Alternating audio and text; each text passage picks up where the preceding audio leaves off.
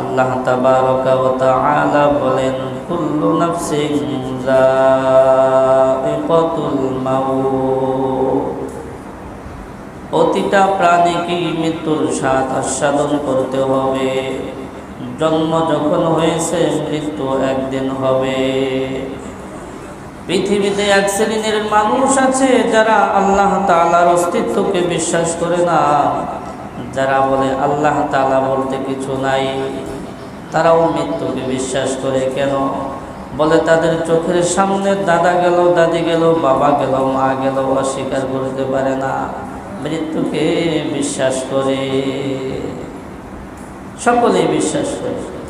যে ইহুদি সেও মৃত্যুকে বিশ্বাস করে, যে খ্রিস্টান সেও বিশ্বাস করে, কিন্তু আল্লাহকে অনেকেই বিশ্বাস করে না। এই কিছুদিন আগে পশ্চিমবঙ্গে নির্বাচন হয়েছে, একটা ফুটেজে দেখলাম যে কিছু হিন্দুরা একজন মুসলমানকে মারতেছে আর বলতেছে তার আল্লাহকে ডাক দেহি কি করে। তাইলে তারা আল্লাহকে বিশ্বাস করে না, আল্লাহকে বিশ্বাস করে না। মুহতারাম হাজিরিন, মৃত্যুর কথা বলতেছিলাম। আল্লাহ তাবারকা ওয়া তাআলা বলেন, কুল্লু নাফসিন যায়িকাতুল মাউত, প্রতিটা প্রাণীকে মৃত্যুর স্বাদ আস্বাদন করতে হবে। জন্ম যখন হয়েছে মৃত্যু একদিন হবে।